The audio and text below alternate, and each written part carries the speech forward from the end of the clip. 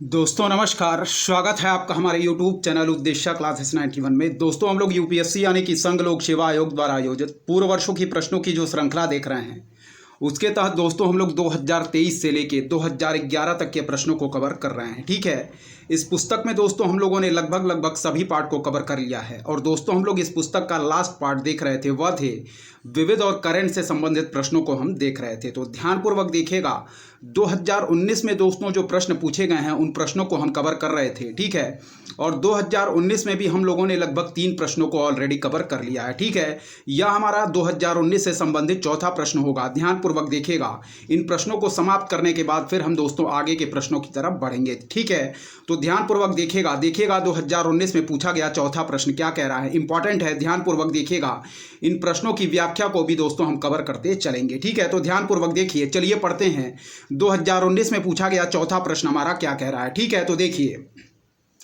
कह रहा है कि निम्नलिखित कथनों पर विचार कीजिए। ठीक है, कह रहा है कि निम्नलिखित कथनों पर विचार कीजिए। पहला पॉइंट देखिएगा ध्यानपूर्वक क्या कह रहा है। कह रहा है कि भारतीय वन अधिनियम 1927 में हाल ही में हुए संशोधन के अनुसार दोस्तों वन निवासियों को क्या है, वन क्षेत्रों में उगने वाले बांस को काट गिराने का अधिकार दिया गया है। ठीक है, फिर पढ़िएगा कि भारतीय वन अधिनियम 1927 में हाल ही में हुए संशोधन के अनुसार वन निवासियों को वन क्षेत्रों में उगने वाले बांस को काट गिराने का अधिकार है। ठीक है, सेकंड पॉइंट पढ़िएगा कि अनुसूचित जनजाति एवं अन्य पारंपरिक वनवासी वन अधिकारों की मान्यता अधिनियम 2006 के अनुसार बांस क्या है दोस्तों, एक गौड़ वनोपज है। ठीक है, थर्ड पॉइंट को पढ़िए कि अनुसूचित जनजाति एवं अन्य पारंपरिक वनवासी वन अधिकारों की मान्यता अधिनियम 2006 वन निवासियों को गौड़ वनोपज के स्वामित्व की अनुमति देता है। ठीक है, कह रहा है कि उपर्युक्त में से कौन कौन से कथन हमारे सही हैं, तो ऑप्शन बी हम बिल्कुल राइट आंसर मार्क करेंगे। यानी कि दोस्तों सेकंड और थर्ड हमारे जो पॉइंट दिए गए हैं वह बिल्कुल हमारे सही दिए गए हैं। ऑप्शन बी हम लोगों ने बिल्कुल राइट आंसर मार्क किया। ठीक है, फिर पढ़िएगा कि निम्नलिखित कथनों पर विचार कीजिए। भारतीय वन अधिनियम 1927 दोस्तों हाल ही में हुए संशोधन के अनुसार वन निवासियों को वन क्षेत्रों में उगने वाले बांस को काट गिराने का अधिकार है। ठीक है, सेकंड कह रहा है कि अनुसूचित जनजाति एवं अन्य पारंपरिक वनवासी वन अधिकारों की मान्यता अधिनियम 2006 के अनुसार बांस एक गौड़ वनोपज है। ठीक है, फिर कह रहा है कि अनुसूचित जनजाति एवं अन्य पारंपरिक वनवासी वन अधिकारों की मान्यता अधिनियम 2006 वन निवासियों को गौड़ वनोपज के स्वामित्व की अनुमति देता है। ठीक है, तो इसमें सेकंड और थर्ड पॉइंट हमारे बिल्कुल सही दिए गए हैं। यानी कि जो सेकंड पॉइंट कह रहा है कि अनुसूचित जनजाति एवं अन्य पारंपरिक वनवासी वन अधिकारों की मान्यता अधिनियम 2006 के अनुसार बांस हमारा एक गौड़ वनोपज है, तो यह पॉइंट हमारा बिल्कुल सही दिया गया है। ठीक है, थर्ड पॉइंट पढ़िएगा कि अनुसूचित जनजाति एवं अन्य पारंपरिक वनवासी वन अधिकारों की मान्यता अधिनियम 2006 वन निवासियों को गौड़ वनोपज के स्वामित्व की अनुमति देता है, तो यह भी पॉइंट हमारा बिल्कुल सही है, जबकि फर्स्ट पॉइंट हमारा बिल्कुल गलत दिया गया है। ठीक है,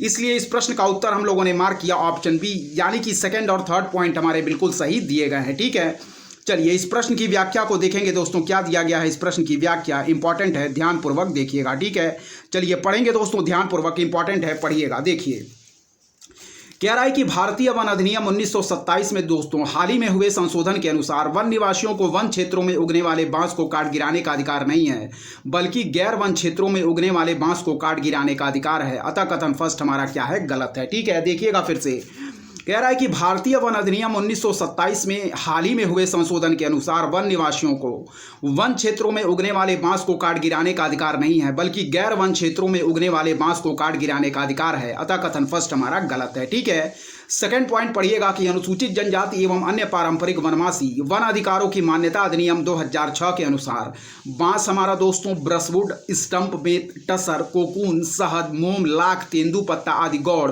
वनोपज हैं। अतः कथन सेकंड हमारा क्या है दोस्तों, बिल्कुल सही है। ठीक है, फिर से पढ़ लीजिएगा कि अनुसूचित जनजाति एवं अन्य पारंपरिक वनवासी वन अधिकारों की मान्यता अधिनियम 2006 के अनुसार बांस ब्रशवुड, स्टंप, बेत, टसर, कोकून, शहद, मोम, लाख, तेंदुपत्ता आदि गौड़ वनोपज हैं। अतः कथन सेकंड हमारा क्या है दोस्तों, बिल्कुल सही है। ठीक है, थर्ड पॉइंट पढ़िएगा कि अनुसूचित जनजाति एवं अन्य पारंपरिक वनवासी वन अधिकारों की मान्यता अधिनियम 2006 में वन निवासियों को वनाधिकारों के तहत उनके गौड़ वनोपज के स्वामित्व के साथ उसके संग्रहण, उपयोग एवं निपटान का अधिकार प्रदान किया गया।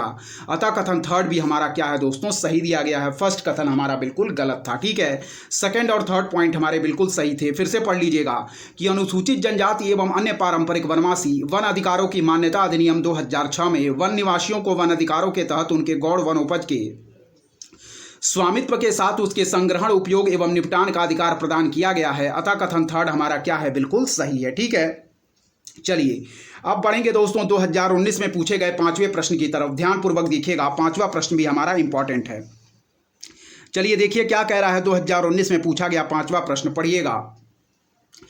कह रहा है दोस्तों कि भारत में गौण खनिज के प्रबंधन के संदर्भ में निम्नलिखित कथनों पर क्या कीजिए, विचार कीजिए। कह रहा है कि इस देश में विद्यमान दोस्तों विधि के अनुसार रेत हमारा क्या है, एक गौण खनिज है। ठीक है, सेकंड पॉइंट पढ़िएगा कि गौण खनिजों के खनन दोस्तों पट्टे प्रदान करने की शक्ति राज्य सरकारों के पास है, किंतु गौण खनिजों को प्रदान करने से संबंधित नियमों को बनाने के बारे में शक्तियां केंद्र सरकार के पास हैं। ठीक है, थर्ड पॉइंट पढ़िएगा कि गौण खनिजों के अवैध खनन को रोकने के लिए नियम बनाने की शक्ति राज्य सरकारों के पास है। ठीक है, फिर पढ़िएगा तीनों पॉइंट। कह रहा है कि भारत में गौण खनिज के प्रबंधन के संदर्भ में निम्नलिखित कथनों पर क्या कीजिए दोस्तों, विचार कीजिए। ठीक है, तो पहला पॉइंट पढ़िएगा कि इस देश में विद्यमान दोस्तों विधि के अनुसार रेत हमारा क्या है, एक गौण खनिज है। ठीक है, सेकंड पॉइंट पढ़िएगा क्या कह रहा है दोस्तों कि गौण खनिजों के खनन दोस्तों पट्टे प्रदान करने की शक्ति राज्य सरकार के पास है, किंतु गौण खनिजों को प्रदान करने से संबंधित नियमों को बनाने के बारे में शक्तियां केंद्र सरकार के पास है। ठीक है, फिर कह रहा है कि गौण खनिजों के अवैध खनन को रोकने के लिए नियम बनाने की शक्ति राज्य सरकारों के पास है। ठीक है, तो इसमें जो सही पॉइंट दिए गए हैं दोस्तों वह है हमारा फर्स्ट पॉइंट,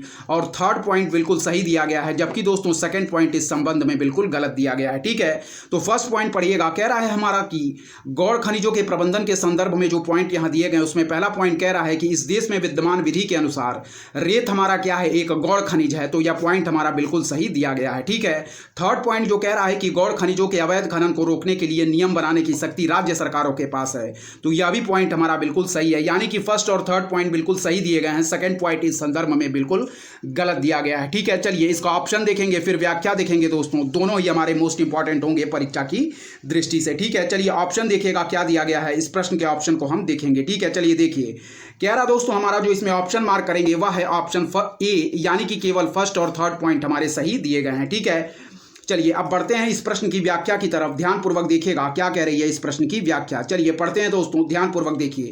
कह रहा है दोस्तों कि खान एवं खनिज विकास एवं विनियमन अधिनियम 1957 की धारा 3E के अंतर्गत रेत हमारा एक गौण खनिज यानी कि माइनर मिनरल है। अतः कथन फर्स्ट हमारा क्या है दोस्तों, सही है। ठीक है, फिर देखिएगा कि खान एवं खनिज विकास एवं विनियमन अधिनियम 1957 की धारा 3E के अंतर्गत रेत हमारा एक गौण खनिज यानी कि माइनर मिनरल है। अतः कथन फर्स्ट हमारा क्या है, सही है। फिर देखिएगा कि खान एवं खनिज विकास एवं विनियमन अधिनियम 1957 की धारा 3E के अंतर्गत रेत एक गौण खनिज यानी कि माइनर मिनरल है। अतः कथन फर्स्ट हमारा क्या है, सही है। ठीक है, फिर आगे के पॉइंट पढ़िएगा कि खान एवं खनिज विकास एवं विनियमन अधिनियम कह रहा है कि 1957 की धारा 15 दोस्तों राज्य सरकारों को गौण खनिजों के संबंध में और उनसे जुड़े उद्देश्यों हेतु खनिज अनुज्ञा पत्र या खनन पट्टे प्रदान करने के विनियमन हेतु नियम बना सकने की शक्ति प्रदान करती है। इसी के तहत प्रदान की गई शक्तियों के अंतर्गत राज्य सरकारों ने अपने स्वयं के गौण खनिज अनुज्ञा पत्र नियमों को तैयार किया है। अतः कथन सेकंड हमारा क्या है, गलत है। फिर पढ़िएगा कि खान एवं खनिज विकास एवं विनियमन अधिनियम 1957 की धारा 15 राज्य सरकारों को गौण खनिजों के संबंध में और उससे जुड़े उद्देश्यों हेतु खनिज अनुज्ञा पत्र या खनन पट्टे प्रदान करने की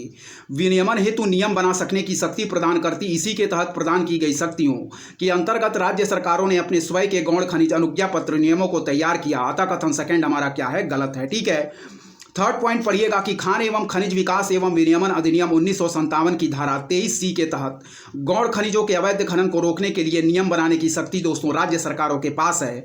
अतः कथन थर्ड भी हमारा क्या है दोस्तों, सही है। ठीक है, सेकंड कथन इस प्रश्न का बिल्कुल गलत था, फर्स्ट और थर्ड पॉइंट बिल्कुल सही था, इसीलिए ऑप्शन ए हम लोगों ने बिल्कुल राइट आंसर मार्क किया था। ठीक है, चलिए अब बढ़ेंगे दोस्तों 2019 में पूछे गए छठे प्रश्न की तरफ। देखिएगा इंपॉर्टेंट है, क्या कह रहा है 2019 में पूछा गया छठा प्रश्न इंपॉर्टेंट है। देखिए कह रहा है कि निम्नलिखित में से कौन सा एक पादप समूह दोस्तों नवीन विश्व यानी कि न्यू वर्ल्ड में कृषि योग्य बनाया गया तथा इसका प्राचीन विश्व ओल्ड वर्ल्ड में प्रचलन शुरू किया गया। ठीक है, तो इसका बिल्कुल राइट आंसर मार्क करेंगे दोस्तों, तंबाकू, कोको और रबड़। ठीक है, ऑप्शन ए हमारा बिल्कुल राइट आंसर होगा। फिर पढ़िएगा कि निम्नलिखित में से कौन सा एक पादप समूह दोस्तों नवीन विश्व यानी कि न्यू वर्ल्ड में कृषि योग्य बनाया गया तथा इसका प्राचीन विश्व ओल्ड वर्ल्ड में प्रचलन शुरू किया गया। ठीक है, तो ऑप्शन ए हमारा बिल्कुल राइट आंसर होगा, तंबाकू, कोको और रबड़ इसका बिल्कुल राइट आंसर होगा। ऑप्शन ए हमारा बिल्कुल राइट आंसर मार्क करेंगे। ठीक है, एक बार और पढ़िएगा कि निम्नलिखित में से कौन सा एक पादप समूह नवीन विश्व न्यू वर्ड में कृषि योग्य बनाया गया तथा इसका प्राचीन विश्व ओल्ड वर्ड में प्रचलन शुरू किया गया। तो ऑप्शन ए हमारा बिल्कुल राइट आंसर होगा, तंबाकू, कोको और रबड़। ऑप्शन ए बिल्कुल राइट आंसर होगा। ठीक है, चलिए 2019 में पूछे गए 7वें प्रश्न की तरफ बढ़ेंगे। इंपॉर्टेंट है, देखिएगा क्या कह रहा है। 2019 में पूछा गया हमारा 7वां प्रश्न। ठीक है, देखिए कह रहा है कि निम्नलिखित कथनों पर विचार कीजिए। पहला पॉइंट पढ़िएगा कि विधि के अनुसार दोस्तों प्रतिपूरक वनीकरण कोष प्रबंधन एवं योजना प्राधिकरण राष्ट्रीय तथा राज्य दोनों स्तरों पर होते हैं। ठीक है, फिर देखिएगा कह रहा है कि विधि के अनुसार प्रतिपूरक वनीकरण कोष प्रबंधन एवं योजना प्राधिकरण राष्ट्रीय तथा राज्य दोनों स्तरों पर होते हैं। और सेकंड कह रहा है कि प्रतिपूरक वनीकरण निधि अधिनियम 2016 के अधीन चलाए गए प्रतिपूरक वनीकरण कार्यक्रमों में लोगों की सहभागिता अनिवार्य यानी कि मैंडेटरी है। ठीक है, कह रहा है कि उपर्युक्त में से कौन कौन से कथन हमारे सही दिए गए हैं। तो केवल एक कथन हमारा पॉइंट ए जो दिया गया है वह सही है, इसीलिए ऑप्शन ए हम लोगों ने बिल्कुल राइट आंसर मार्क किया। फिर पढ़िएगा कि निम्नलिखित कथनों पर विचार कीजिए। पहला पॉइंट कह रहा है कि विधि के अनुसार प्रतिपूरक वनीकरण कोष प्रबंधन एवं योजना प्राधिकरण राष्ट्रीय तथा राज्य दोनों स्तरों पर होते हैं। ठीक है, तो यह हमारा बिल्कुल सही पॉइंट दिया गया है कि विधि के अनुसार दोस्तों प्रतिपूरक वनीकरण कोष प्रबंधन एवं योजना प्राधिकरण राष्ट्रीय तथा राज्य दोनों स्तरों पर होते हैं। यह पॉइंट हमारा बिल्कुल सही दिया गया है। सेकंड पॉइंट पढ़िएगा, कह रहा है कि प्रतिपूरक वनीकरण निधि अधिनियम 2016 के अधीन चलाए गए प्रतिपूरक वनीकरण कार्यक्रमों में लोगों की सहभागिता अनिवार्य या मैंडेटरी है। तो यह पॉइंट हमारा बिल्कुल गलत दिया गया है। ऑप्शन ए हमारा बिल्कुल राइट आंसर होगा, केवल फर्स्ट पॉइंट जो दिया गया है वही दोस्तों हमारा सही है। चलिए व्याख्या इंपॉर्टेंट है, देखिएगा क्या कह रही है इस प्रश्न की व्याख्या, पढ़िएगा। चलिए दोस्तों पढ़ते हैं, देखते हैं। कह रहा है दोस्तों कि विधि के अनुसार प्रतिपूरक वनीकरण कोष प्रबंधन एवं योजना प्राधिकरण, जिसे हम कहेंगे कैंपा, राष्ट्रीय तथा राज्य दोनों स्तरों पर होते हैं। ज्ञातव्य है दोस्तों कि प्रतिपूरक वनीकरण निधि अधिनियम 2016 के अध्याय 1 की धारा 8 के अंतर्गत राष्ट्रीय स्तर पर एवं धारा 10 के अंतर्गत राज्य स्तर पर कैंपा का प्रावधान किया गया है। अतः कथन फर्स्ट हमारा क्या है, बिल्कुल सही है।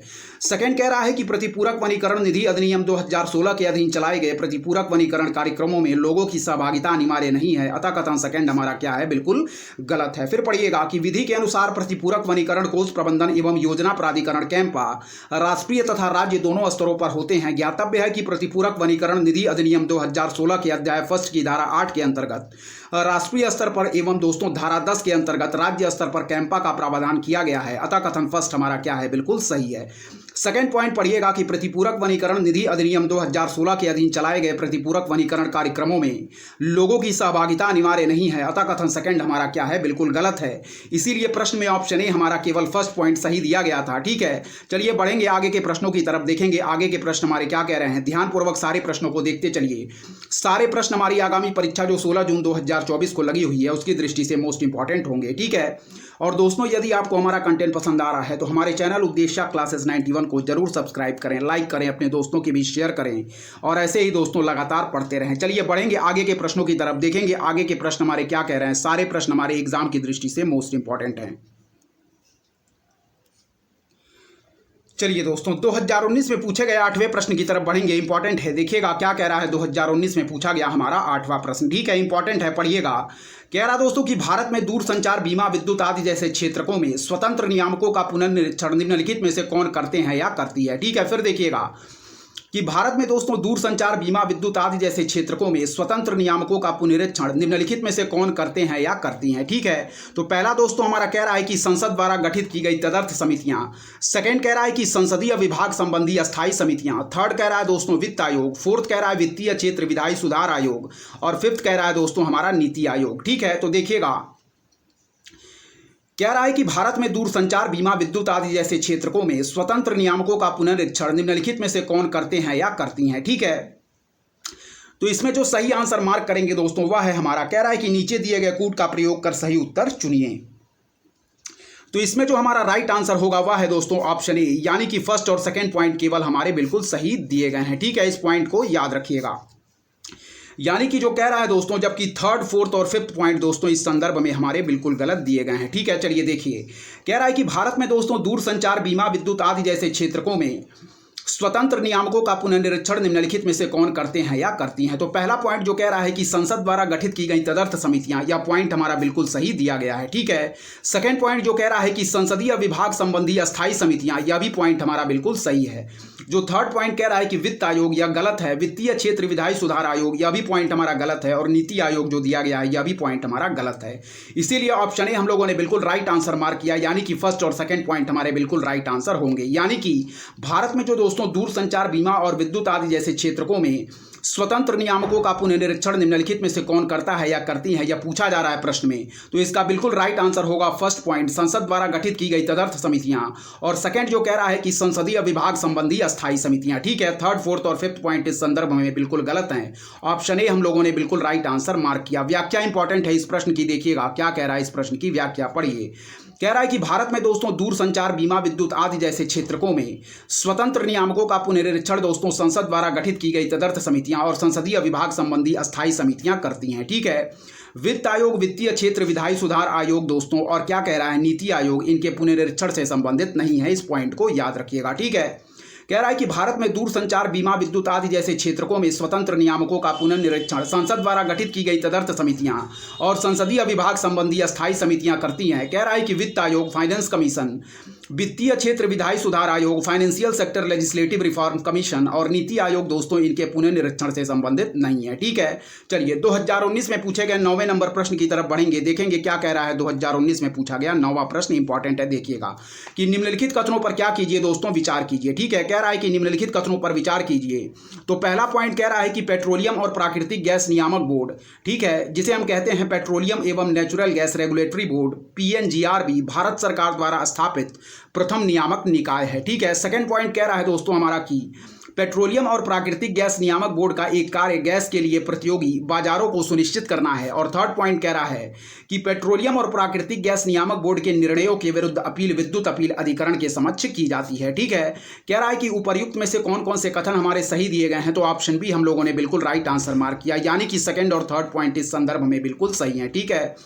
फिर से पढ़िएगा कि निम्नलिखित कथनों पर विचार कीजिए। पहला पॉइंट कह रहा है कि पेट्रोलियम और प्राकृतिक गैस नियामक बोर्ड, यानी कि petroleum and natural gas regulatory board, Bharat सरकार द्वारा स्थापित प्रथम नियामक क्या है, निकाय है, तो यह पॉइंट हमारा बिल्कुल गलत दिया गया है, ठीक है।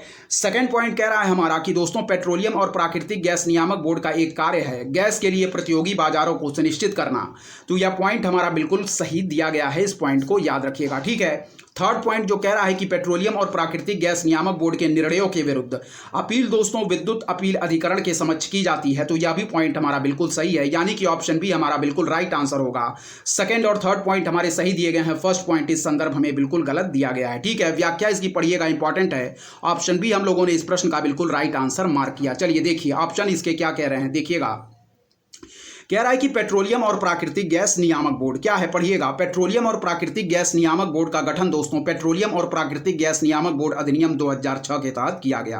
कह रहा है कि पेट्रोलियम और प्राकृतिक गैस नियामक बोर्ड से पहले बहुत सारे नियामक निकायों यानी कि रेगुलेटरी बॉडीज का गठन किया जा चुका है, जैसे दोस्तों सेबी, ट्राई, ERDAI आदि। अतः कथन फर्स्ट हमारा क्या है, बिल्कुल गलत है। फिर पढ़िएगा, कह रहा है कि पेट्रोलियम और प्राकृतिक गैस नियामक बोर्ड यानी कि PNGRB का गठन पेट्रोलियम और प्राकृतिक गैस नियामक बोर्ड अधिनियम 2006 के तहत किया गया था।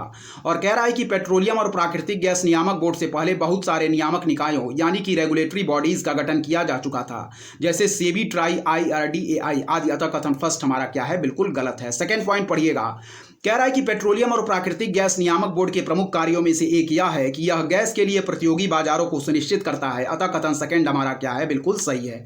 थर्ड पॉइंट पढ़िएगा कि विद्युत अधिनियम 2003 की धारा 110 के तहत स्थापित अधिकरण पेट्रोलियम और प्राकृतिक गैस विनियामक बोर्ड अधिनियम 2006 के प्रायोजनों के लिए अपीलीय अधिकरण है। अतः कथन थर्ड भी हमारा क्या है, बिल्कुल सही है। फिर पढ़िएगा कि विद्युत अधिनियम 2003 की धारा 110 के तहत स्थापित अधिकरण पेट्रोलियम और प्राकृतिक गैस विनियामक बोर्ड अधिनियम 2006 के प्रायोजनों के लिए एक अपीलीय अधिकरण यानी कि अपीलेट ट्रिब्यूनल है। अतः कथन थर्ड भी हमारा सही है। तो इस प्रश्न में दोस्तों ऑप्शन बी यानी कि सेकंड और थर्ड पॉइंट हमारे सही दिए गए थे, जबकि फर्स्ट पॉइंट हमारा बिल्कुल गलत दिया गया था। इस पॉइंट को याद रखिएगा, ठीक है। चलिए अब बढ़ेंगे दोस्तों 2019 में पूछे गए 10वें प्रश्न की तरफ। इंपॉर्टेंट है, देखिएगा क्या कह रहा है। 2019 में पूछा गया हमारा 10वां प्रश्न इंपॉर्टेंट है, पढ़िएगा। चलिए पढ़ते हैं, ठीक है। देखिए कह रहा दोस्तों कि मातृत्व लाभ संशोधन अधिनियम 2017 के संबंध में निम्नलिखित में से कौन कौन से कथन हमारे सही दिए गए हैं। ठीक है, तो पहला पॉइंट पढ़िएगा। कह रहा है कि गर्भवती महिलाएं दोस्तों प्रसव पूर्व 3 महीने और प्रसवोत्तर 3 महीने के लिए सवेतन अवकाश की हकदार हैं। ठीक है, थर्ड पॉइंट पढ़िएगा। सेकंड पॉइंट कि शिशु गृहों वाले प्रतिष्ठानों के लिए माता को प्रतिदिन कम से कम 6 बार शिशु गृह जाने की अनुमति देना अनिवार्य होगा। और थर्ड पॉइंट कह रहा है कि 2 बच्चों वाले महिलाओं को दोस्तों न्यूनीकृत हक मिलेंगे। क्या है? 2 बच्चों वाले महिलाओं को न्यूनीकृत हक मिलेंगे। कह रहा है कि नीचे दिए गए कूट का प्रयोग कर सही उत्तर चुनिए। तो ऑप्शन सी हम लोगों ने बिल्कुल राइट आंसर मार्क किया। ठीक है, केवल ऑप्शन सी हमारा बिल्कुल सही दिया गया। इस पॉइंट को याद रखिएगा, यानी कि 2 बच्चों वाली महिलाओं को दोस्तों न्यूनीकृत हक मिलेंगे। ठीक है, फिर देखिएगा। कह रहा है कि मातृत्व लाभ संशोधन अधिनियम 2017 के संबंध में निम्नलिखित में से कौन कौन से कथन हमारे सही हैं। तो देखिएगा, पहला पॉइंट कह रहा है कि गर्भवती महिलाएं प्रसव पूर्व 3 महीने और प्रसवोत्तर 3 महीने के लिए सवेतन अवकाश की हकदार हैं। तो यह पॉइंट हमारा क्या है दोस्तों? गलत दिया गया है। फिर पढ़िएगा कि शिशु गृहों वाले प्रतिष्ठानों में कह रहा है शिशु गृहों वाले प्रतिष्ठानों के लिए माता को प्रतिदिन कम से कम 6 बार शिशु गृह जाने की अनुमति देना अनिवार्य होगा।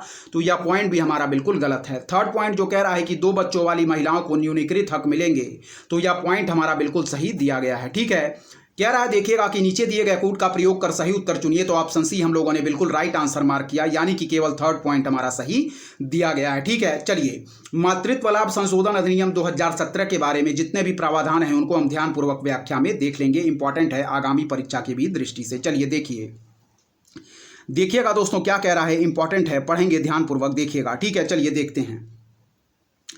कह रहा है, देखिए क्या कह रहा है दोस्तों, ध्यानपूर्वक पढ़िएगा।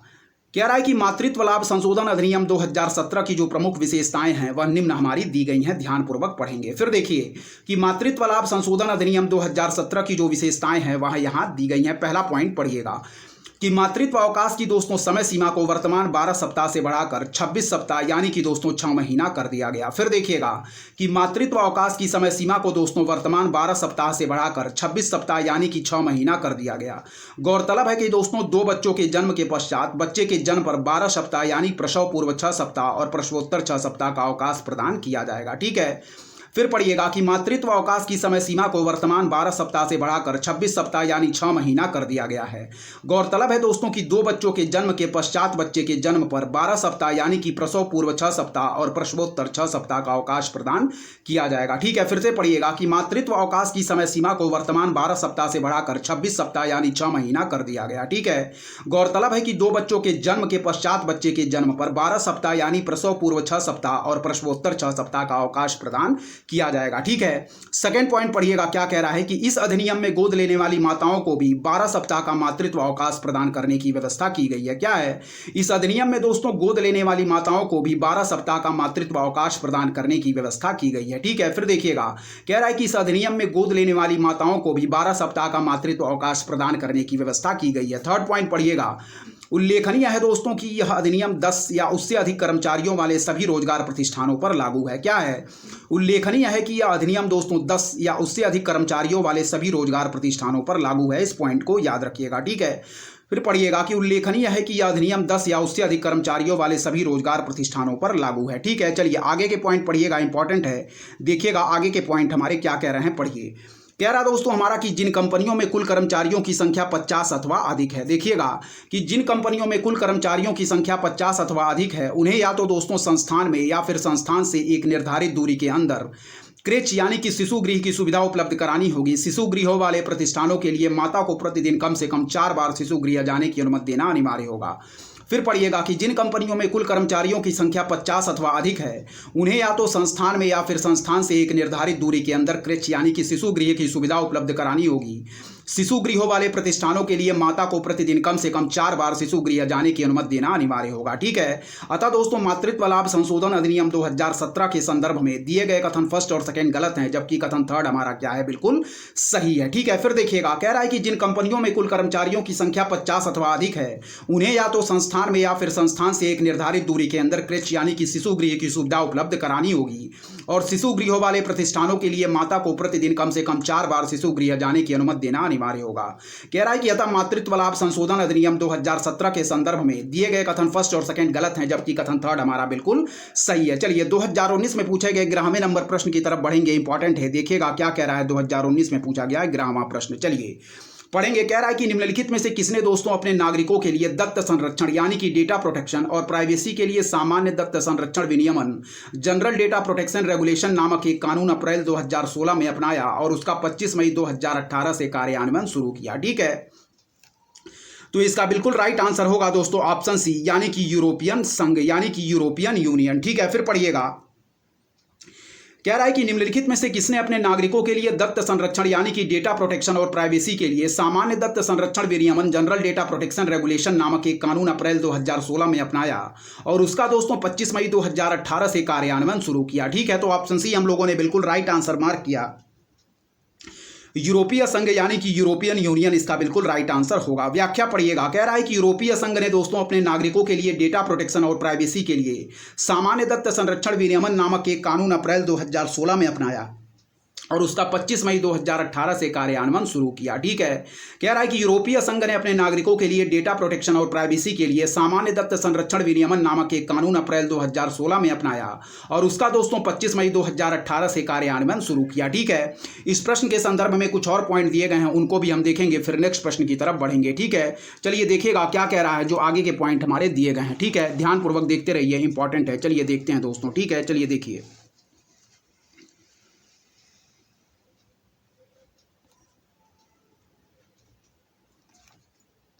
चलिए दोस्तों देखिएगा इस प्रश्न के संदर्भ में क्या दिए गए हैं। कह रहा है कि यूरोपीय संघ और यूरोपीय आर्थिक क्षेत्र के सभी नागरिकों के व्यक्तिगत डाटा और निजता का संरक्षण करना दोस्तों सामान्य दत्त संरक्षण विनियमन का उद्देश्य है। इस पॉइंट को याद रखिएगा। ठीक है, फिर पढ़िएगा। कह रहा है हमारा कि यूरोपीय संघ और यूरोपीय आर्थिक क्षेत्र के सभी नागरिकों के व्यक्तिगत डेटा और निजता का संरक्षण करना सामान्य दत्त संरक्षण विनियमन का क्या है दोस्तों हमारा उद्देश्य है। ठीक है, चलिए 2019 में पूछे गए 12वें नंबर प्रश्न की तरफ बढ़ेंगे। इंपॉर्टेंट है, देखिएगा क्या कह रहा है। 2019 में पूछा गया हमारा क्या है दोस्तों 12वां प्रश्न, इंपॉर्टेंट है, पढ़िए। ठीक है, चलिए पढ़ते हैं। कह रहा है हमारा कि हाल ही में दोस्तों भारत ने निम्नलिखित में से किस देश के साथ नाभिकीय क्षेत्र में सहयोग क्षेत्रों के प्राथमिकरण और कार्यान्वयन हेतु कार्य योजना नामक सौदे पर हस्ताक्षर किया है। ठीक है, तो इसका बिल्कुल राइट आंसर मार्क करेंगे दोस्तों ऑप्शन बी यानी कि रूस हमारा बिल्कुल राइट आंसर होगा। ठीक है, फिर देखिएगा।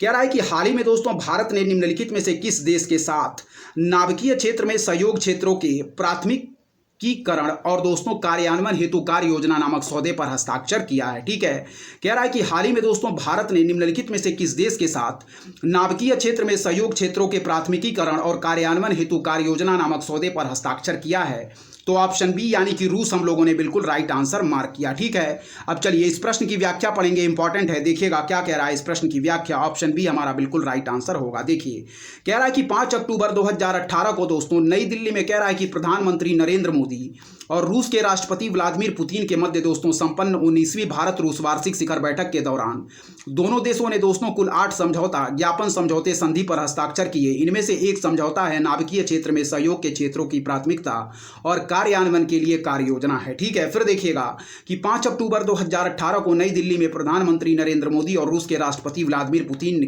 के मध्य संपन्न 19वीं भारत रूस वार्षिक शिखर बैठक के दौरान दोनों देशों ने कुल 8 समझौता ज्ञापन समझौते संधि पर हस्ताक्षर किए और इनमें से एक समझौता है नाभिकीय क्षेत्र में सहयोग के क्षेत्रों की प्राथमिकता और कार्यान्वयन के लिए कार्य योजना। ठीक है, तो रूस हमारा बिल्कुल राइट आंसर होगा। ऑप्शन बी हम लोगों ने बिल्कुल राइट आंसर मार्क किया। ठीक है, चलिए अब बढ़ेंगे दोस्तों 2019 में पूछे गए 13वें नंबर प्रश्न की तरफ। देखिएगा 2019 में जो पूछा गया 13वां प्रश्न है, इंपॉर्टेंट है, पढ़िएगा। ठीक है, चलिए पढ़ते हैं।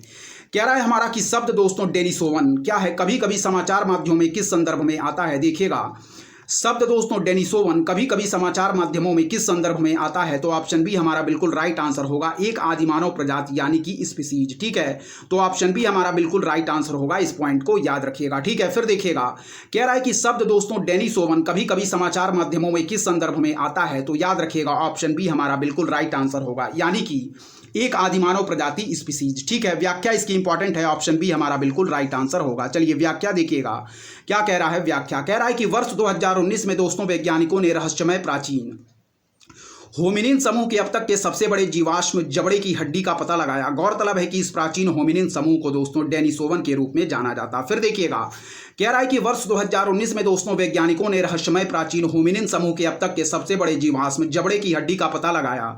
और गौरतलब है कि इस प्राचीन होमिनिन समूह को दोस्तों डेनिसोवन के रूप में जाना जाता है। ठीक है, नेक्स्ट पॉइंट पढ़िएगा कि तिब्बती पठार पर खोजा गया दोस्तों डेनिसोवन समूह का यह जीवाश्म 1,60,000 वर्ष से भी अधिक पुराना है और साइबेरियन गुफा के बाहर पाया जाने वाला पहला जीवाश्म भी। 1 दशक पहले साइबेरियन गुफा में ही दोस्तों इस होमिनिन समूह का पता चला था। इस पॉइंट को याद रखिएगा। ठीक है, सेकेंड पॉइंट हमारा कह रहा है कि होमिनिन मनुष्य दोस्तों सदृश जीवों के बड़े समूह या परिवार का हिस्सा होते हैं। और क्या कह रहा है, देखिए कह रहा है जिन्हें दोस्तों होमिनिड्स कहा जाता है और होमिनिड्स में दोस्तों ओरागुटान, गोरिल्ला, चिंपांजी और इंसान शामिल हैं। नेक्स्ट पॉइंट पढ़िएगा का गौरतलब है दोस्तों डेनिसोवन के अवशेषों के डीएनए विश्लेषण के आधार पर इन्हें दोस्तों होमो सैपियंस और निएंडरथल से पृथक तीसरे प्रकार की समकालिक मानव प्रजाति माना जा रहा। फिर पढ़िएगा, कह रहा है कि वर्ष 2019 में वैज्ञानिकों ने रहस्यमय प्राचीन होमिनिन समूह के अब तक के सबसे बड़े जीवाश्म यानी कि जबड़े की हड्डी का पता लगाया है। और गौरतलब है कि इस प्राचीन होमिनिन समूह को दोस्तों डेनिसोवन के रूप में जाना जाता। ठीक है, फिर देखिएगा कि तिब्बती पठार पर खोजा गया डेनिसोवन समूह का यह जीवाश्म 1,60,000 वर्ष से भी अधिक पुराना है और साइबेरियन गुफा के बाहर पाया जाने वाला पहला जीवाश्म भी। 1 दशक पहले साइबेरियन गुफा में ही होमिनिन समूह का पता चला था। और सेकेंड पॉइंट पढ़िएगा कि होमिनिन मनुष्य दोस्तों सदृश जीवों के बड़े समूह या परिवार का हिस्सा होते हैं जिन्हें होमिनिड्स कहा जाता। होमिनिड्स में दोस्तों कौन आते हैं, ओरागुटान, गोरिल्ला, चिंपांजी और इंसान शामिल हैं। ठीक है, थर्ड पॉइंट पढ़िएगा, गौरतलब है कि डेनिसोवन दोस्तों इसके अवशेषों के डीएनए विश्लेषण के आधार पर इन्हें दोस्तों होमो सैपियंस और निएंडरथल से पृथक तीसरे प्रकार की समकालिक मानव प्रजाति माना जा रहा। तो इस पॉइंट को याद रखिएगा। ऑप्शन बी इस प्रश्न का हम लोगों ने बिल्कुल राइट आंसर मार्क किया था।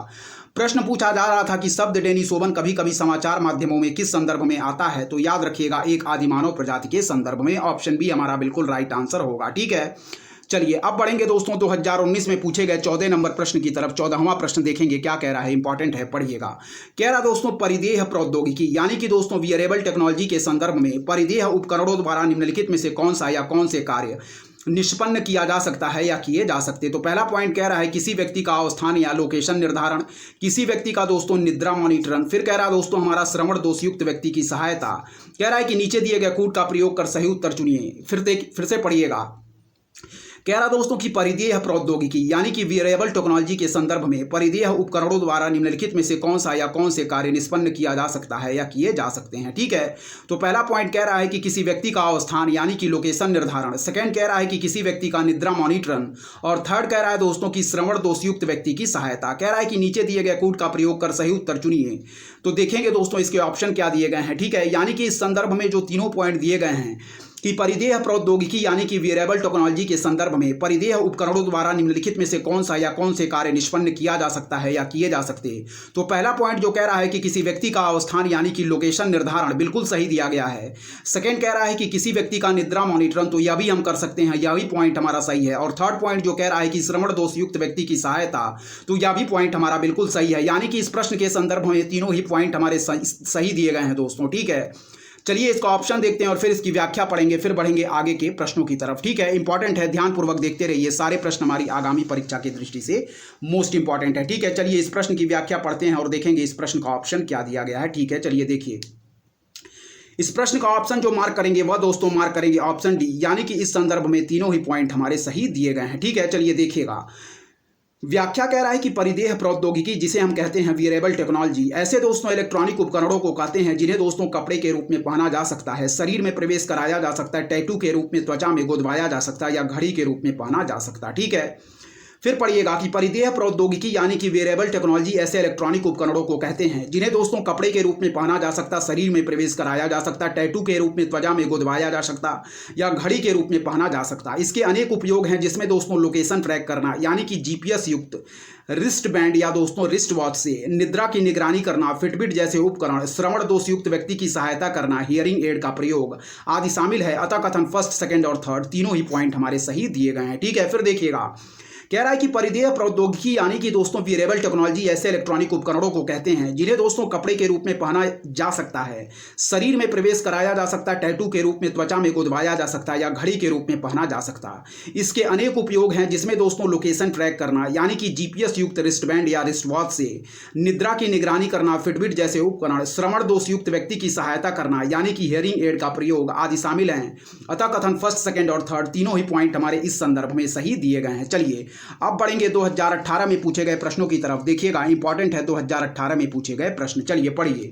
कह रहा है कि निम्नलिखित घटनाओं पर क्या कीजिए दोस्तों, विचार कीजिए। ठीक है, पहला पॉइंट कह रहा है कि भारत के किसी राज्य में दोस्तों सर्वप्रथम लोकतांत्रिक रूप से चुनी गई साम्यवादी दल की सरकार।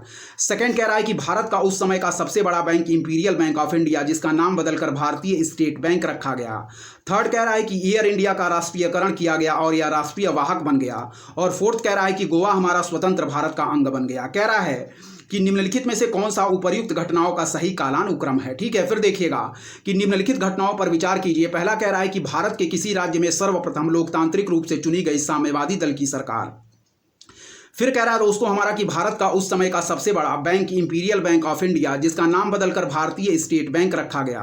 और थर्ड कह रहा है कि एयर इंडिया का राष्ट्रीयकरण किया गया और यह राष्ट्रीय वाहक बन गया। ठीक है, फोर्थ कह रहा है कि गोवा हमारा स्वतंत्र भारत का अंग बन गया। ठीक है, निम्नलिखित में से कौन सा उपर्युक्त घटनाओं का सही कालानुक्रम है। ठीक है, तो ऑप्शन बी हम लोगों ने बिल्कुल राइट आंसर मार्क किया, यानी कि 3, 2, 1 और 4। ठीक है, क्या है 3, 2, 1 और 4, इस पॉइंट को याद रखिएगा। ठीक है, चलिए इसकी व्याख्या पहले देखेंगे, इंपॉर्टेंट है, ध्यानपूर्वक व्याख्या को देखिएगा।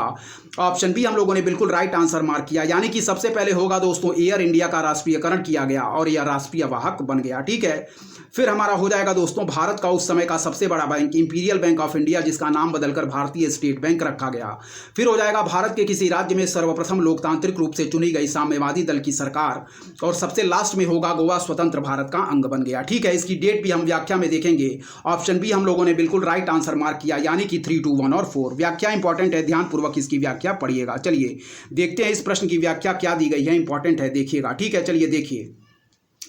कह रहा है कि इंपीरियल बैंक ऑफ इंडिया की स्थापना दोस्तों कब की गई थी, वर्ष 1921 में हुई थी। और यह बैंक दोस्तों वर्ष 1955 से भारतीय स्टेट बैंक के रूप में परिवर्तित हो गया। ठीक है, देखिएगा, कह रहा है कि इंपीरियल बैंक ऑफ इंडिया की स्थापना दोस्तों वर्ष 1921 में हुई थी और यह बैंक दोस्तों वर्ष 1955 से भारतीय स्टेट बैंक के रूप में परिवर्तित हो गया। एक बार और पढ़िएगा कि इंपीरियल बैंक ऑफ इंडिया की स्थापना वर्ष 1921 में हुई थी और यही बैंक दोस्तों वर्ष 1955 से भारतीय स्टेट बैंक के रूप में परिवर्तित हो गया। इस पॉइंट को याद रखिएगा। ठीक है, तो पहला पॉइंट हमारा देखिएगा, ध्यानपूर्वक फिर से पढ़िएगा कि इंपीरियल बैंक ऑफ इंडिया की स्थापना दोस्तों वर्ष 1921 में हुई थी और यही बैंक, याद रखें, वर्ष 1955 से भारतीय स्टेट बैंक के रूप में परिवर्तित हो गया। ठीक है, नेक्स्ट पॉइंट पढ़िएगा कि एयर इंडिया का राष्ट्रीयकरण दोस्तों 1 अगस्त 1953 को भारत सरकार द्वारा किया गया, जिसके उपरांत यह राष्ट्रीय वाहक कैरियर बन गई और वर्ष 1957 में। ठीक है, फिर देखिएगा, कह रहा है कि एयर इंडिया का राष्ट्रीयकरण दोस्तों 1 अगस्त 1953 को भारत सरकार द्वारा किया गया, जिसके उपरांत यह राष्ट्रीय वाहक यानी कि कैरियर बन गई।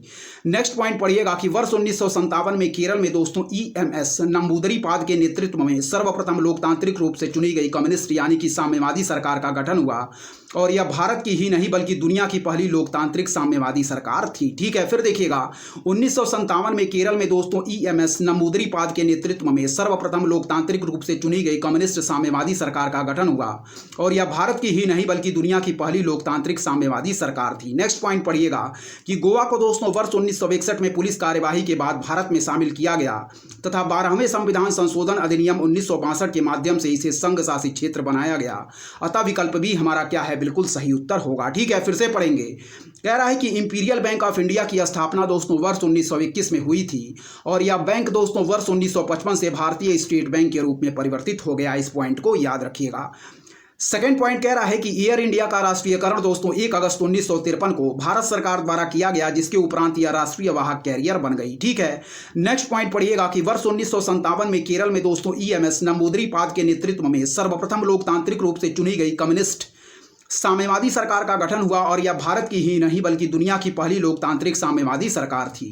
फिर कह रहा है कि गोवा को वर्ष 1961 में पुलिस कार्यवाही के बाद भारत में शामिल किया गया तथा 12वें संविधान संशोधन अधिनियम 1962 के माध्यम से इसे संघ शासित क्षेत्र बनाया गया। अतः विकल्प भी हमारा क्या है दोस्तों, बिल्कुल सही उत्तर होगा। ठीक है, चलिए अब बढ़ेंगे दोस्तों 2018 में पूछे गए दूसरे प्रश्न की तरफ। इंपॉर्टेंट है, देखिएगा क्या कह रहा है दोस्तों। 2018 में पूछा गया दूसरा प्रश्न, पढ़िएगा। कह रहा है कि भारत में दोस्तों सौर ऊर्जा उत्पादन के संदर्भ में नीचे दिए गए कथनों पर विचार कीजिए। तो पहला पॉइंट कह रहा है कि भारत हमारा प्रकाश वोल्टीय इकाइयों में प्रयोग में आने वाले सिलिकॉन वेफर्स का दुनिया में दोस्तों तीसरा सबसे बड़ा उत्पादक देश है। ठीक है, सेकंड पॉइंट पढ़िएगा कि सौर ऊर्जा शुल्क का निर्धारण भारतीय सौर ऊर्जा निगम के द्वारा किया जाता। ठीक है, दोनों पॉइंट फिर से पढ़िएगा, इंपॉर्टेंट है। चलिए देखिए, कि भारत में दोस्तों सौर ऊर्जा उत्पादन के संदर्भ में नीचे दिए गए कथनों पर विचार कीजिए। पहला पॉइंट कह रहा है कि भारत दोस्तों प्रकाश वोल्टिया इकाइयों में प्रयोग आने वाले सिलिकॉन वेपर्स का दुनिया में दोस्तों तीसरा सबसे बड़ा उत्पादक देश है। और सेकंड कह रहा है कि सौर ऊर्जा शुल्क का निर्धारण हमारा भारतीय सौर ऊर्जा निगम के द्वारा किया जाता। फिर पढ़िएगा कि भारत प्रकाश वोल्टिया इकाइयों में प्रयोग में आने वाले सिलिकॉन वेपर्स का दुनिया में तीसरा सबसे बड़ा उत्पादक देश है। और सेकंड कह रहा है कि सौर ऊर्जा शुल्क का निर्धारण हमारा भारतीय सौर ऊर्जा निगम के द्वारा किया जाता है। तो दोनों पॉइंट या दोस्तों सौर ऊर्जा उत्पादन के संदर्भ में आप लोग याद रखेंगे। ठीक है, चलिए बढ़ेंगे आगे के प्रश्नों की तरफ, ध्यानपूर्वक देखेंगे आगे के पॉइंट हमारे क्या दिए गए हैं। ठीक है, सारे पॉइंट हमारी आगामी परीक्षा की दृष्टि से इंपॉर्टेंट हैं, इसलिए सारे पॉइंटों को आप लोग ध्यानपूर्वक देखें।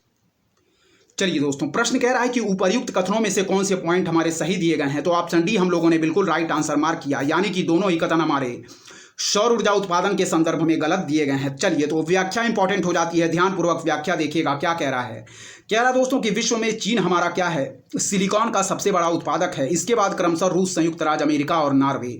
2012 से 17 के आंकड़े का स्थान आता है। इस प्रकार कथन फर्स्ट हमारा सही नहीं है। देखिएगा, कह रहा है कि विश्व में दोस्तों सिलिकॉन का सबसे बड़ा उत्पादक है चीन। इसके बाद दोस्तों क्रमशः रूस, संयुक्त राज्य अमेरिका और नॉर्वे हैं। 2012 से 17 के आंकड़े का स्थान आता है। इस प्रकार कथन फर्स्ट हमारा सही नहीं है। एक बार और देखिएगा कि विश्व में चीन दोस्तों सिलिकॉन का सबसे बड़ा उत्पादक है। इसके बाद दोस्तों क्रमशः रूस, संयुक्त राज्य अमेरिका और नॉर्वे का स्थान आता है। इस प्रकार कथन फर्स्ट हमारा सही नहीं है। दूसरा पॉइंट पढ़िएगा, देश में दोस्तों सौर ऊर्जा शुल्क का निर्धारण केंद्र के संदर्भ में केंद्रीय विद्युत विनियामक आयोग द्वारा, जबकि राज्यों के संदर्भ में संबंधित राज्य विद्युत विनियामक आयोग द्वारा किया जाता। इस प्रकार कथन सेकंड भी सही नहीं है, अतः डी हमारा क्या है, बिल्कुल सही विकल्प होगा। फिर पढ़िएगा कि देश में दोस्तों सौर ऊर्जा शुल्क का निर्धारण केंद्र के संदर्भ में केंद्रीय विद्युत विनियामक आयोग द्वारा, जबकि राज्यों के संदर्भ में संबंधित राज्य विद्युत विनियामक आयोग द्वारा किया जाता।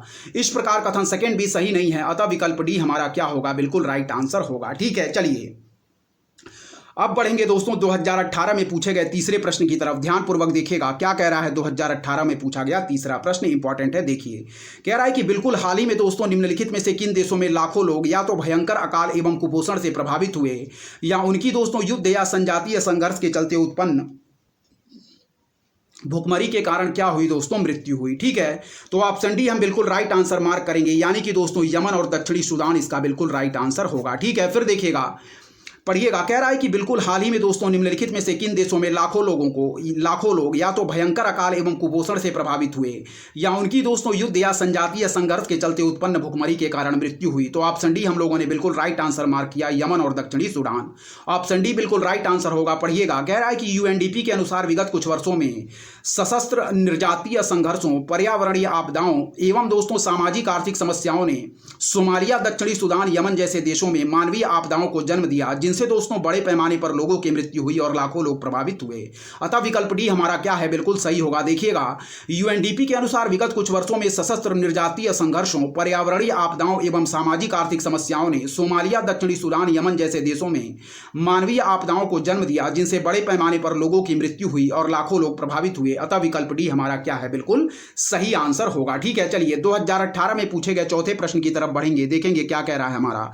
2018 में पूछा गया चौथा प्रश्न कह रहा है कि निम्नलिखित कथनों पर विचार कीजिए। पहला पॉइंट कह रहा है कि शिक्षा का अधिकार, जिसे हम कहते हैं राइट टू एजुकेशन, अधिनियम के अनुसार किसी राज्य में शिक्षक के रूप में नियुक्त होने हेतु अर्ह होने के लिए किसी व्यक्ति में संबंधित राज्य अध्यापक शिक्षा परिषद द्वारा निर्धारित न्यूनतम योग्यता का होना आवश्यक है। ठीक है, फिर पढ़िएगा कि शिक्षा का अधिकार आरटीई अधिनियम के अनुसार किसी राज्य में शिक्षक के रूप में नियुक्त होने हेतु अर्ह होने के लिए किसी व्यक्ति में संबंधित राज्य अध्यापक शिक्षा परिषद द्वारा निर्धारित न्यूनतम योग्यता का होना आवश्यक है। ठीक है, फिर देखिएगा, आरटीई अधिनियम यानी कि दोस्तों राइट टू एजुकेशन अधिनियम के अनुसार प्राथमिक कक्षाओं में शिक्षण हेतु किसी अभ्यर्थी के लिए राष्ट्रीय अध्यापक शिक्षा परिषद के दिशा निर्देशों के अनुरूप लिए गए अध्यापक अर्हता परीक्षण में उत्तीर्ण होना आवश्यक है। और थर्ड कह रहा है कि भारत में 90% से अधिक अध्यापक शिक्षा संस्थान प्रत्यक्ष रूप से राज्य सरकारों के अधीन है। ठीक है, कह रहा है कि उपर्युक्त कथनों में से कौन से हमारे सही हैं। तो ऑप्शन बी हम लोगों ने बिल्कुल राइट आंसर मार्क किया, यानी कि सेकेंड। ठीक है, इस पॉइंट को याद रखिएगा। फिर पढ़िएगा कि निम्नलिखित कथनों पर विचार कीजिए। शिक्षा का अधिकार आरटीई अधिनियम के अनुसार किसी राज्य में शिक्षक के रूप में नियुक्त होने हेतु अर्ह होने के लिए किसी व्यक्ति में संबंधित राज्य अध्यापक शिक्षा परिषद द्वारा निर्धारित न्यूनतम योग्यता का होना आवश्यक है। तो यह पॉइंट हमारा क्या है, बिल्कुल गलत दिया गया है। सेकंड पॉइंट पढ़िएगा कि आरटीई अधिनियम यानी कि राइट टू एजुकेशन अधिनियम के अनुसार प्राथमिक कक्षाओं में शिक्षण हेतु किसी अभ्यर्थी के लिए राष्ट्रीय अध्यापक शिक्षा परिषद के दिशा निर्देशों के अनुरूप लिए गए अध्यापक अर्हता परीक्षण में उत्तीर्ण होना आवश्यक है। तो यह पॉइंट हमारा बिल्कुल सही दिया गया है। ठीक है। थर्ड पॉइंट जो कह रहा है कि भारत में 90% से अधिक अध्यापक शिक्षा संस्थान प्रत्यक्ष रूप से राज्य सरकारों के अधीन है। तो यह पॉइंट हमारा बिल्कुल गलत है।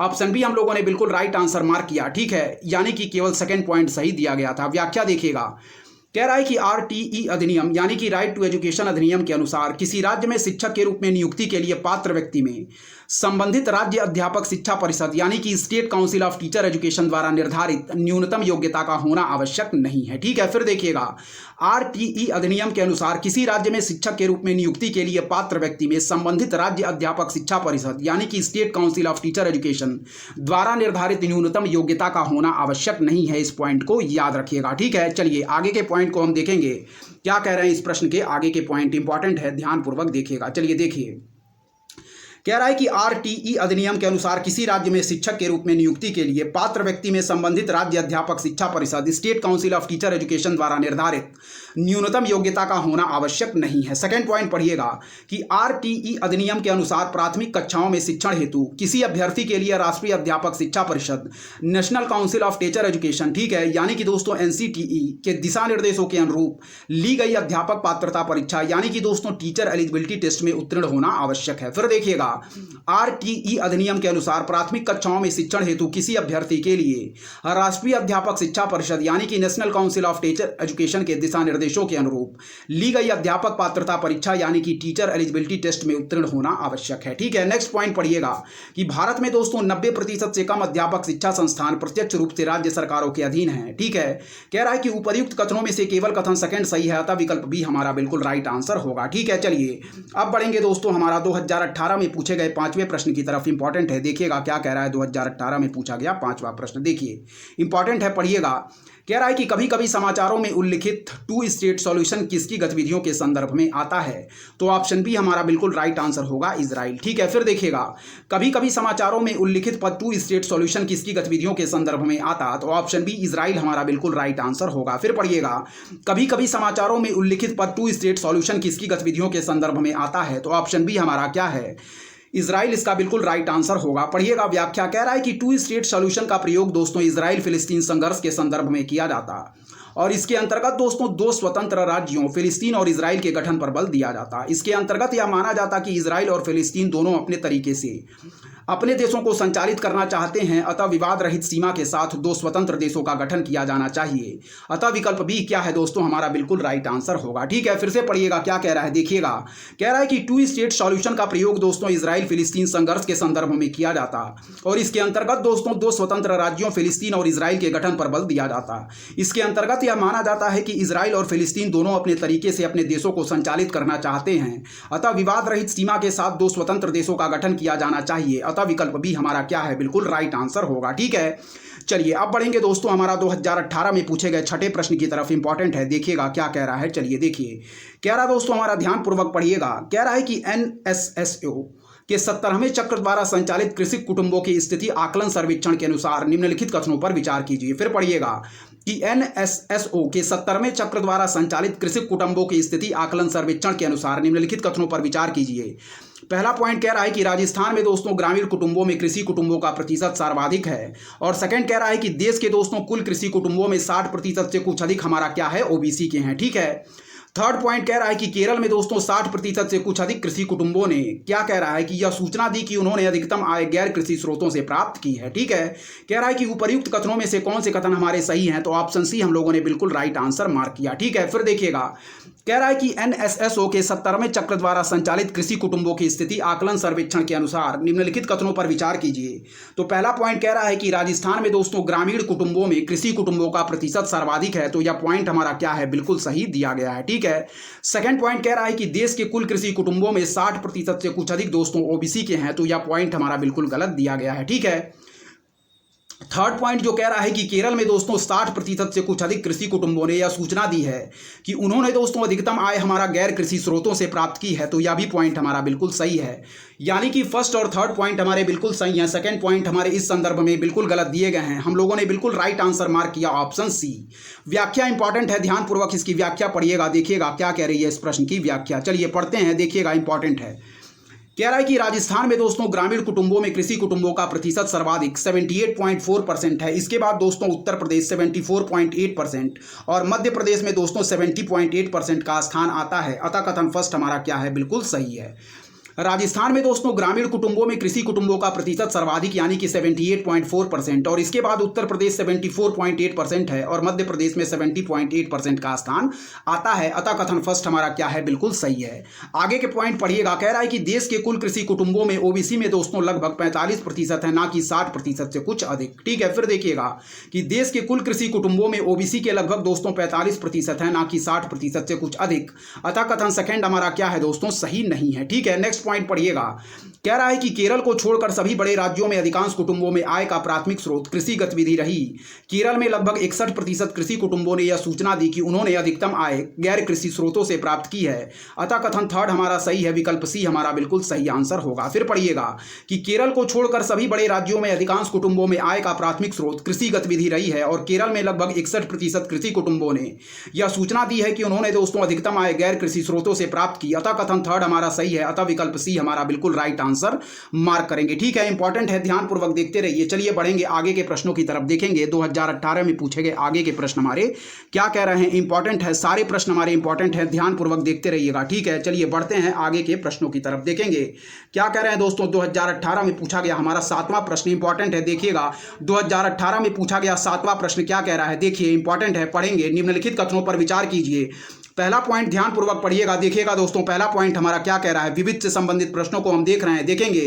कह रहा है कि राजकोषीय दायित्व और बजट प्रबंधन यानी कि एफआरबीएम समीक्षा समिति के प्रतिवेदन में सिफारिश की गई कि वर्ष 2023 तक दोस्तों केंद्र एवं राज्य सरकारों को मिलाकर ऋण जीडीपी अनुपात 60% रखा जाए, जिसमें केंद्र सरकार के लिए दोस्तों यह 40% तथा राज्य सरकारों के लिए 20% हो। ठीक है, फिर पढ़िएगा क्या कह रहा है, देखिएगा कि राजकोषीय दायित्व और बजट प्रबंधन एफआरबीएम समीक्षा समिति के प्रतिवेदन में सिफारिश की गई है कि वर्ष 2023 तक केंद्र एवं राज्य सरकारों को मिलाकर ऋण जीडीपी अनुपात 60% रखा जाए, जिसमें केंद्र सरकार के लिए यह 40% तथा राज्य सरकारों के लिए 20% हो। नेक्स्ट पॉइंट पढ़िएगा कि राज्य सरकारों के जीडीपी के 49% की तुलना में केंद्र सरकार के लिए जीडीपी का 21% घरेलू देयताएं हैं। ठीक है, थर्ड पॉइंट पढ़िएगा कि दोस्तों भारत के संविधान के अनुसार यदि किसी राज्य के पास केंद्र सरकार की बकाया देयताएं हैं तो उसे कोई भी ऋण लेने से पहले केंद्र सरकार से सहमत लेना अनिवार्य है। ठीक है, देखिएगा प्रश्न हमारा कह रहा है, एक बार और पढ़िएगा कि निम्नलिखित कथनों पर विचार कीजिए। पहला पॉइंट पढ़िएगा कि राजकोषीय दायित्व और बजट प्रबंधन एफआरबीएम समीक्षा समिति के प्रतिवेदन में सिफारिश की गई है कि वर्ष 2023 तक केंद्र एवं राज्य सरकारों को मिलाकर ऋण जीडीपी अनुपात दोस्तों 60% रखा जाए, जिसमें दोस्तों केंद्र सरकार के लिए यह 40% तथा राज्य सरकारों के लिए 20% हो। सेकंड पॉइंट पढ़िएगा कि राज्य सरकारों के जीडीपी के 49% की तुलना में केंद्र सरकार के लिए जीडीपी का 21% घरेलू देयताएं हैं। ठीक है, थर्ड पॉइंट पढ़िएगा कि भारत के संविधान के अनुसार यदि किसी राज्य के पास केंद्र सरकार की बकाया देयताएं हैं तो उसे कोई भी ऋण लेने से पहले केंद्र सरकार से सहमत लेना अनिवार्य है। ठीक है, ऑप्शन देखिएगा इसका क्या दिया गया है, इंपॉर्टेंट है। चलिए इसका पहले ऑप्शन देखते हैं, फिर इसकी व्याख्या की तरफ बढ़ेंगे। देखिए इसमें बिल्कुल राइट आंसर मार्क करेंगे दोस्तों, वह है ऑप्शन सी, यानी कि फर्स्ट और थर्ड पॉइंट इस संदर्भ में बिल्कुल सही दिए गए हैं। चलिए फर्स्ट और थर्ड पॉइंट को पढ़ते हैं, देखेंगे क्या दिया गया है, इंपॉर्टेंट है, एक बार देख लेंगे दोस्तों। ठीक है, इंपॉर्टेंट है, देखिएगा फर्स्ट और थर्ड पॉइंट हमारा क्या कह रहा है, देखिए। चलिए देखिए फर्स्ट पॉइंट जो कह रहा है दोस्तों हमारा कि राजकोषीय दायित्व और बजट प्रबंधन एफआरबीएम समीक्षा समिति के प्रतिवेदन में सिफारिश की गई है कि वर्ष 2023 तक केंद्र एवं राज्य सरकारों को मिलाकर ऋण जीडीपी अनुपात 60% रखा जाए, जिसमें दोस्तों केंद्र सरकार के लिए यह 40% तथा राज्य सरकारों के लिए 20% हो। तो यह पॉइंट हमारा बिल्कुल सही दिया गया है, इस पॉइंट को याद रखिएगा। ठीक है, सेकेंड पॉइंट पढ़िएगा, कह रहा है कि राज्य सरकारों के दोस्तों क्या है, जीडीपी के 49% की तुलना में केंद्र सरकार के लिए जीडीपी का 21% घरेलू देयताएं हैं। तो यह पॉइंट हमारा क्या है, बिल्कुल गलत दिया गया है। थर्ड पॉइंट पढ़िएगा कि भारत के दोस्तों संविधान के अनुसार यदि किसी राज्य के पास केंद्र सरकार की बकाया देयताएं हैं तो उसे कोई भी ऋण लेने से पहले केंद्र सरकार से सहमत लेना अनिवार्य है। तो यह पॉइंट हमारा बिल्कुल सही दिया गया है। ठीक है, फिर देखिएगा कि भारत के संविधान के अनुसार यदि किसी राज्य के पास केंद्र सरकार की बकाया देयताएं हैं तो उसे कोई भी ऋण लेने से पहले केंद्र सरकार से सहमत लेना अनिवार्य है। इस पॉइंट को याद रखिएगा। ठीक है, ऑप्शन हमारा जिसमें पॉइंट दिया गया है वह फर्स्ट और थर्ड हमारे सही है, सेकंड पॉइंट गलत है।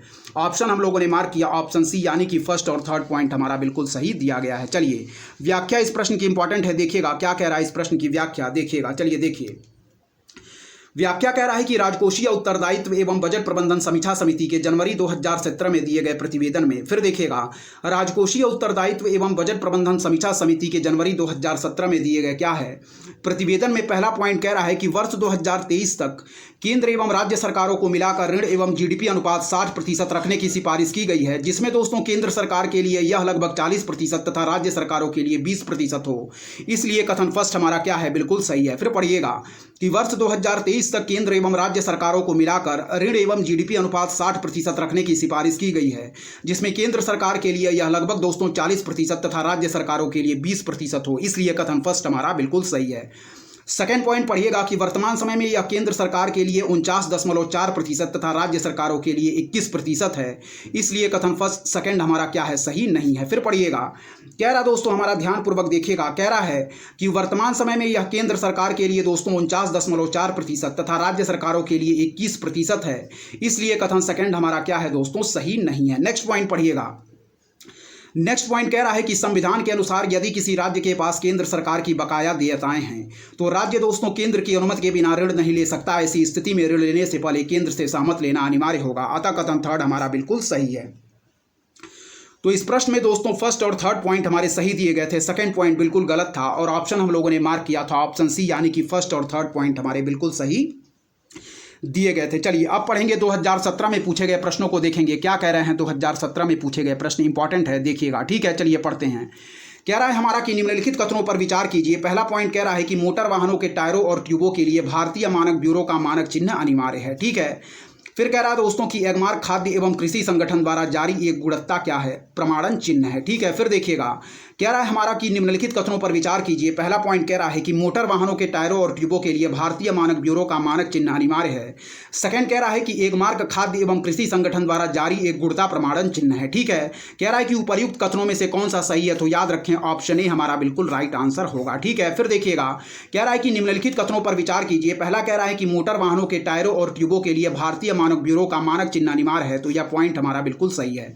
कह रहा है कि एगमार्क खाद्य एवं कृषि संगठन द्वारा जारी एक गुणवत्ता प्रमाणन चिन्ह है, तो यह पॉइंट हमारा बिल्कुल गलत दिया गया है। ठीक है, तो ऑप्शन हम लोगों ने मार्क किया, यानी कि ऑप्शन ए हमारा केवल बिल्कुल सही है और सेकंड पॉइंट जो दिया गया है वह हमारा बिल्कुल गलत है। चलिए इसकी व्याख्या की तरफ बढ़ेंगे। व्याख्या इंपॉर्टेंट है, देखिएगा क्या कह रहा है इस प्रश्न की व्याख्या इंपॉर्टेंट है, पढ़िएगा ध्यानपूर्वक। ठीक है, चलिए देखिए इस प्रश्न की व्याख्या को पढ़ेंगे, इंपॉर्टेंट है दोस्तों, देखिएगा। चलिए देखिए, कह रहा है पहला पॉइंट कि भारतीय मानक ब्यूरो, ठीक है, यानी कि ब्यूरो ऑफ इंडियन स्टैंडर्ड्स दोस्तों भारत में राष्ट्रीय मानक निर्धारित करने वाली संस्था और यह उपभोक्ता मामलों, खाद्य एवं सार्वजनिक वितरण मंत्रालय के अधीन कार्य करती है और मोटर वाहनों के टायर ट्यूबों के लिए BIS के मानक चिन्ह को 19 नवंबर 2009 को दोस्तों वाणिज्य एवं उद्योग मंत्रालय द्वारा अनिवार्य किया गया। इस पॉइंट को याद रखिएगा। ठीक है, फिर देखिएगा, कह रहा है कि भारतीय मानक ब्यूरो यानी कि ब्यूरो ऑफ इंडियन स्टैंडर्ड दोस्तों भारत में राष्ट्रीय मानक निर्धारित करने वाली संस्था और यह उपभोक्ता मामलों, खाद्य एवं सार्वजनिक वितरण मंत्रालय के अधीन कार्य करती है। मोटर वाहनों के टायर ट्यूबों के लिए BIS के मानक चिन्ह को 19 नवंबर 2009 को वाणिज्य एवं उद्योग मंत्रालय द्वारा अनिवार्य किया गया। ठीक है, सेकंड पॉइंट पढ़िएगा, कह रहा है कि एगमार्क दोस्तों विपणन एवं निरीक्षण निदेशालय भारत सरकार द्वारा जारी एक गुणवत्ता प्रमाणन चिन्ह है। वर्तमान में दोस्तों एगमार्क मानक में 227 जिन्सों यानी कि दालों, अन्न, आवश्यक खाद्य तेल, फल, सब्जियों तथा अर्ध प्रसंस्कृत उत्पाद को शामिल किया गया। ठीक है, फिर पढ़िएगा, कह रहा है कि भारतीय मानक ब्यूरो यानी कि bureau of Indian standards Bharat में राष्ट्रीय मानक निर्धारित करने वाली संस्था है और यह उपभोक्ता मामलों, खाद्य एवं सार्वजनिक वितरण मंत्रालय के अधीन कार्य करती है। कह रहा है कि मोटर वाहनों के टायर ट्यूबों के लिए BIS के मानक चिन्ह को 19 नवंबर 2009 को वाणिज्य एवं उद्योग मंत्रालय द्वारा अनिवार्य किया गया। ठीक है, सेकंड पॉइंट पढ़िएगा कि एगमार्क दोस्तों विपणन एवं निरीक्षण निदेशालय क्या है, एगमार्क हमारा विपणन एवं निरीक्षण निदेशालय भारत सरकार द्वारा जारी एक गुणवत्ता प्रमाणन चिन्ह है। कह रहा है कि वर्तमान में एगमार्क मानक में 227 जिन्सों यानी कि दालों, अन्य आवश्यक खाद्य तेल, फल, सब्जियों तथा अर्ध प्रसंस्कृत उत्पाद को शामिल किया गया। तो इस पॉइंट को याद रखिएगा। फर्स्ट पॉइंट हमारा प्रश्न में सही दिया गया था, जबकि सेकंड पॉइंट इस संदर्भ में गलत दिया गया था। इस पॉइंट को याद रखिएगा, ठीक है।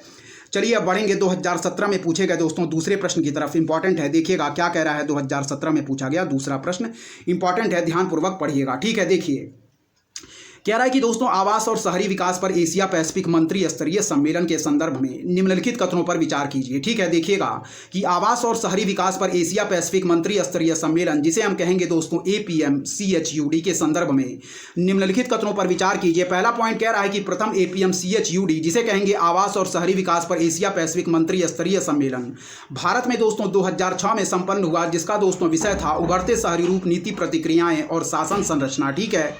फिर सेकंड पॉइंट पढ़िएगा कि भारत सभी वार्षिक मंत्री स्तरीय सम्मेलनों की मेजबानी ADB, APEC और एशियान की सहभागिता से करता है, ठीक है।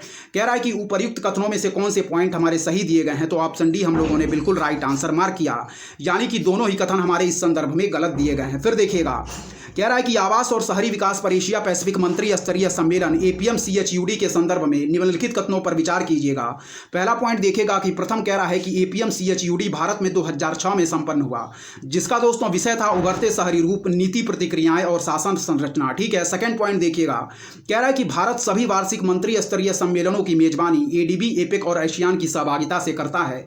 तो इस संदर्भ में दोनों ही पॉइंट हमारे क्या हैं दोस्तों, गलत दिए गए हैं। इस पॉइंट को याद रखिएगा, ऑप्शन डी हम लोगों ने बिल्कुल राइट आंसर मार्क किया। चलिए व्याख्या इसकी इंपॉर्टेंट है, व्याख्या दोस्तों पढ़ेंगे, क्या कह रही है इसकी व्याख्या, देखिएगा। चलिए कह रहा है कि प्रथम आवास और शहरी विकास पर एशिया पैसिफिक मंत्री स्तरीय सम्मेलन 2006 में दोस्तों नई दिल्ली में संपन्न हुआ था, लेकिन 2006 के सम्मेलन का मुख्य उद्देश्य था a vision for sustainable urbanisation in the Asia Pacific by 2020। अतः दोस्तों उभरते शहरी रूप, नीति प्रतिक्रियाएं और शासन संरचना का विकल्प गलत है। इस सम्मेलन की प्रथम एवं छठी मेजबानी दोस्तों भारत नई दिल्ली ने की थी, और इसका दूसरा सम्मेलन 2008 तेहरान ईरान में, तीसरा जावा द्वीप इंडोनेशिया में 2010 में, चौथा सम्मेलन अम्मान जॉर्डन में 2012 में, पांचवा सम्मेलन 2014 में सियोल दक्षिण कोरिया में हुआ था। अतः दूसरा विकल्प भी हमारा क्या है दोस्तों, गलत है, ठीक है।